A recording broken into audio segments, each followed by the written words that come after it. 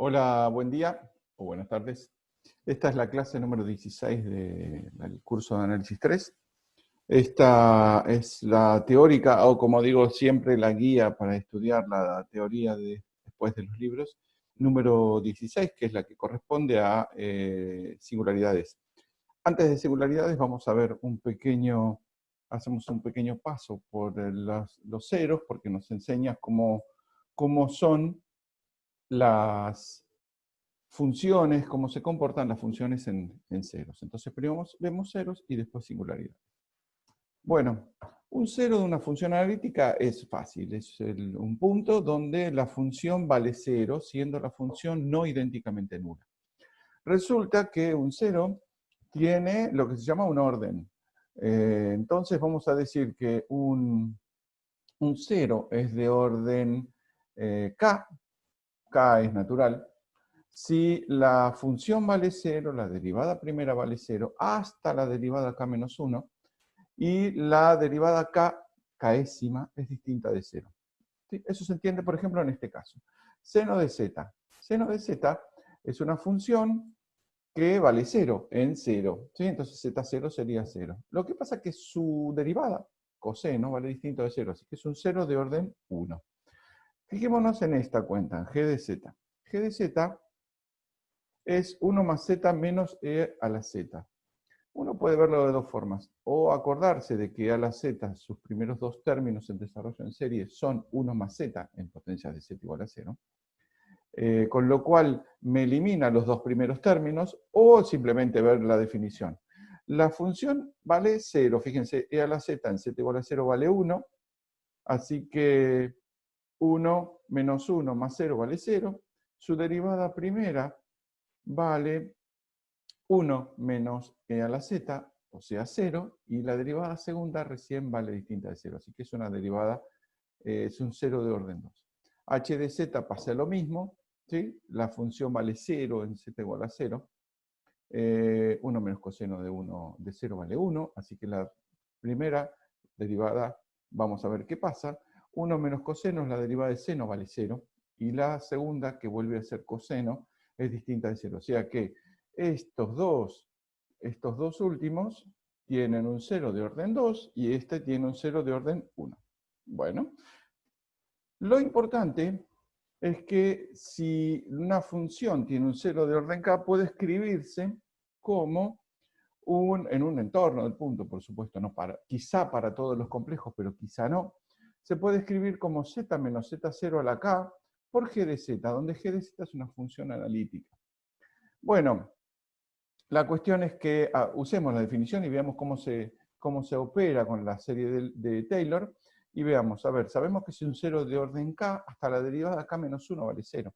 Con lo cual, si la serie es f0 más f' por z menos z0, etcétera, que es la serie de Taylor, va a valer 0 hasta el término que tenga acá un k. ¿Sí? Porque la derivada késima es distinta de 0. Así que me queda como esta serie de acá abajo. Empieza en derivada késima, que es la primera distinta de 0 por z menos z0 a la k, etc. Con lo cual puedo sacar factor común, z menos z0 a la k, y lo que tengo después es fíjense, me olvidé un paréntesis de este lado, una serie de potencias que, como lo que hice fue derivarla, ¿sí?, dos veces, lo que hice fue derivarla dos veces, tiene la misma región de convergencia y converge a una función analítica.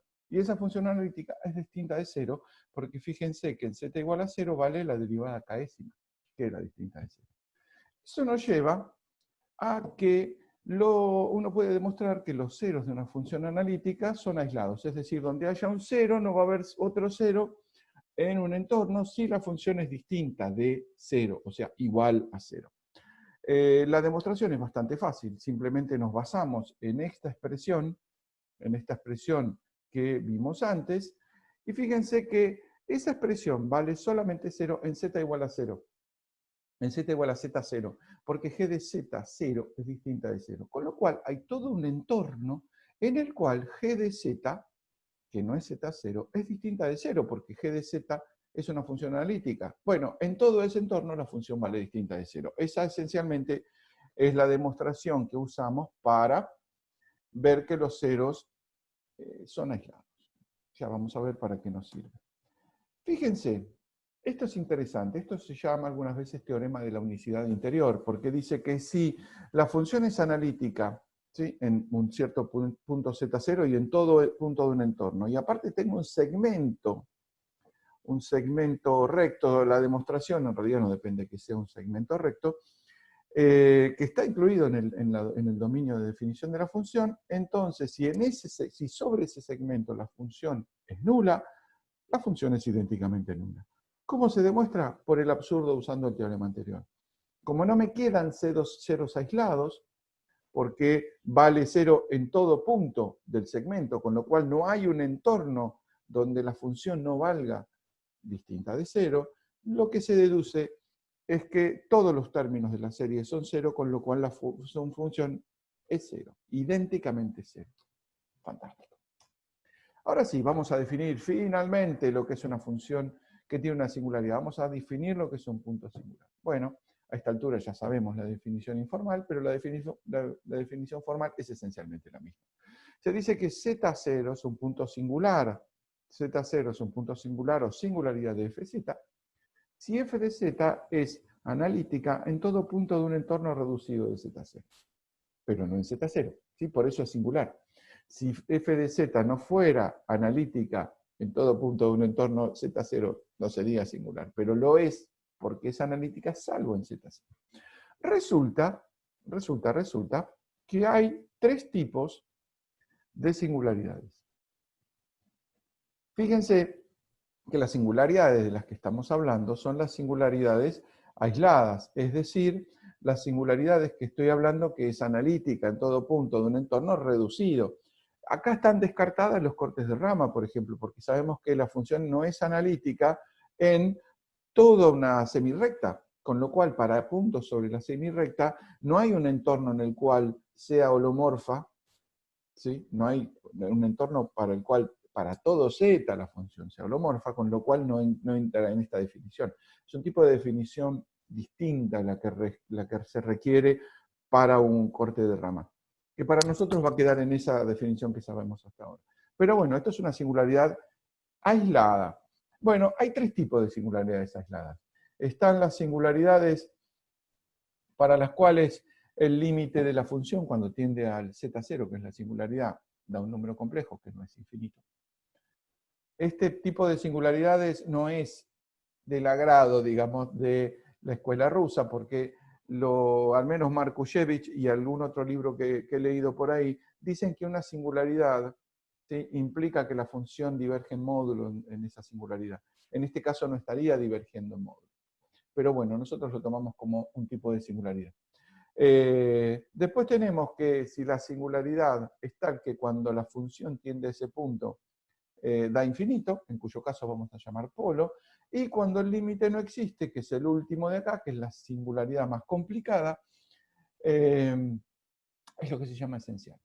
Toda esta información, como dice acá en rojo, toda esta información tiene que estar en la parte principal del orden. Porque fíjense que la parte de Taylor, cuando la función se acerca a Z0, la parte de Taylor, recuerdan, es la parte de potencias positivas, todos los z menos z0 tienden a 0. Con lo cual la función tiende al primer término no nulo de f de z.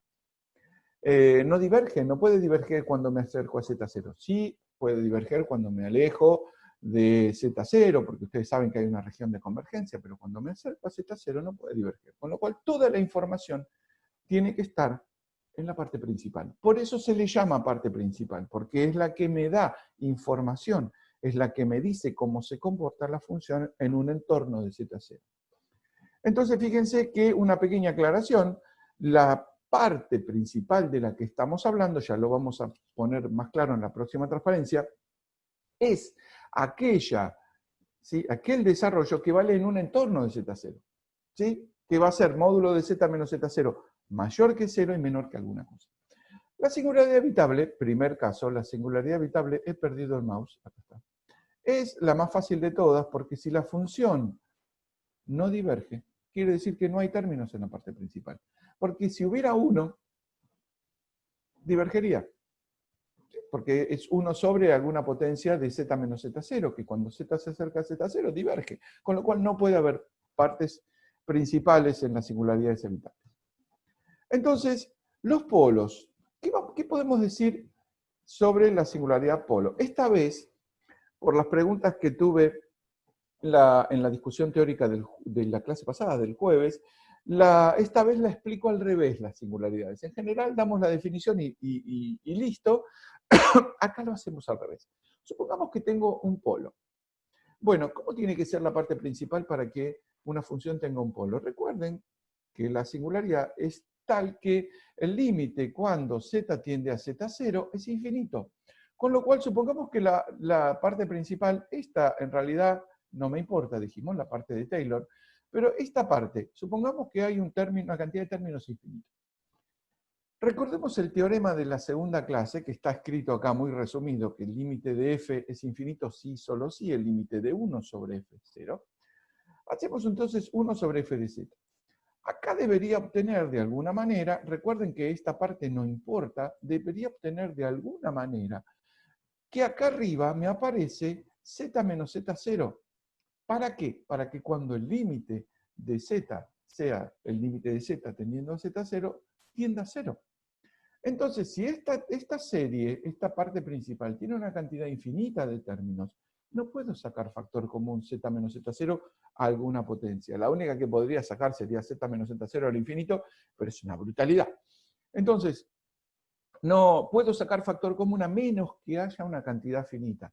Ese es el argumento que uno usa para ver que efectivamente hay una cantidad finita de términos. Y de hecho, si hay una cantidad finita, supongamos que la máxima potencia es P, entonces puedo sacar factor común.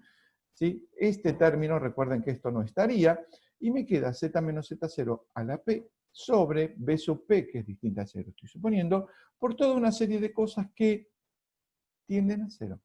¿Sí? O tienden a 0 más lento que esto, con lo cual esto tiende a 0. Muy interesante.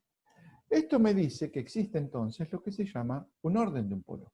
Fíjense que acá lo que hice fue sacar factor común la máxima potencia de z menos z0 en B sub n. Entonces, si z0 es un polo de f, entonces existe un número p natural tal que z menos z0 a la p por f de z tiene un límite finito. Ese se llama el orden del polo. En este caso, volviendo a la transparencia anterior, sería el último, si uno viene de acá para allá, o el primero si lo escribe ordenada en potencia, es la potencia k más grande, o sea, la potencia negativa más grande. ¿Sí? Bueno, veamos algunos ejemplos. 1 sobre z menos 3i, claramente tiene una singularidad en 3i. ¿Y qué tipo de singularidad es? Bueno, el límite de esto da infinito, porque la inversa da 0. ¿Qué orden es? Tengo que multiplicar por z menos 3i para que multiplicada por 1 sobre z menos 3i me dé una constante, o sea que es polo de orden 1. El mismo razonamiento para este, polo de orden 3. Este, que parece que tiene una singularidad, para nosotros tendría, para los rusos no, seno de z sobre z. ¿Por qué es una singularidad? Porque ahí la función en z igual a 0 no se puede igualar alegremente, a menos que la redefina o cosas parecidas.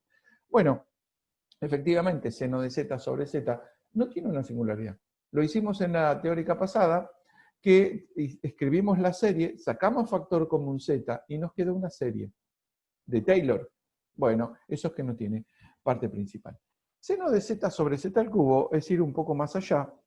Y fíjense, seno de z sobre z al cubo, ¿por qué potencia tengo que multiplicar para que me dé una constante? La primera idea es z cubo. No, porque hay un z que se cancela con el seno. Entonces, si multiplico por z cuadrado, fíjense este término, me llevo 2 de esta z al cubo y la otra se queda con el seno.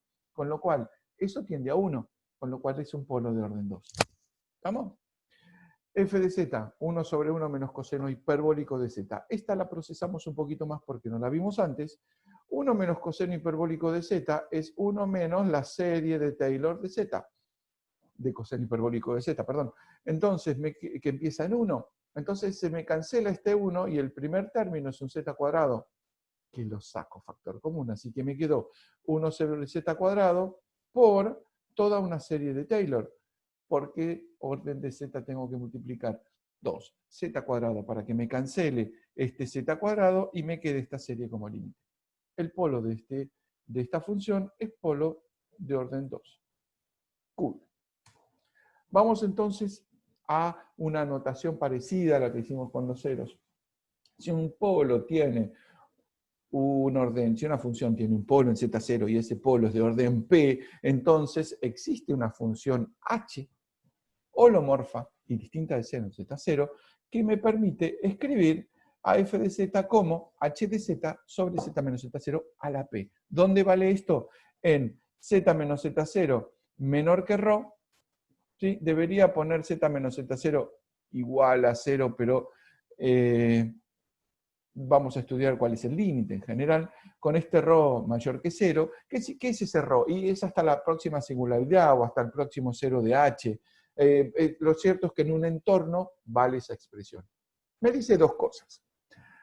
Una, que el límite efectivamente da infinito, porque fíjense que h de z es distinta de 0, con lo cual la inversa de esta función tiende a 0. Y la segunda, que los polos están aislados, pero eso ya lo sabía. Entonces, la demostración es simplemente como la anterior, del orden mayor de la serie de Laurent, la parte principal, es B sub P sobre Z menos Z0 a la P, con lo cual saco factor común, E1 sobre Z menos Z0 a la P, y puedo escribirlo como, efectivamente, esta que sería H de Z. Bueno, la demostración es más o menos simple. Entonces, una forma más general de estos dos resultados son que si una función tiene en un entorno, ¿sí? En una región, en un conjunto, ¿sí? En cierta región D, cierta cantidad de ceros, que los llamamos C sub 1 a C sub m, con orden, cada uno tiene un orden distinto, orden K, ¿sí? Los ceros son los que están acá, ¿sí? Y los órdenes están acá, y también tiene polos, W, cada uno con orden P, P1, entonces existe una phi analítica y distinta de 0 y sin singularidades, obviamente porque dije analítica, en todo el recinto D, de forma tal que puedo escribir como el producto de todos los ceros sobre todos los polos. Esto lo vamos a usar en algún momento, el resultado que se llama teorema del argumento, que nos sirve para escribir algún resultado interesante. Por ahora simplemente es una forma de escribir los ceros y los polos. Vamos entonces a un pequeño resumen. Si tengo el desarrollo en serie de Laurent de la función, tengo la parte de Taylor, que sabemos que para las singularidades no corta ni pincha, o no interviene, vamos a decirlo más formalmente, y después tenemos la parte principal. Bueno, la parte principal, obviamente el desarrollo está en un entorno reducido de Z0. Si es una singularidad evitable, recuerden, el límite era una constante, no hay parte principal. Un polo tiene una cantidad finita de B sub n, con lo cual la esencial tiene que tener una cantidad infinita, que era lo que habíamos supuesto antes. Ahora vemos un poco más sobre la singularidad esencial, porque una singularidad esencial es bastante más complicado que lo que uno se imagina.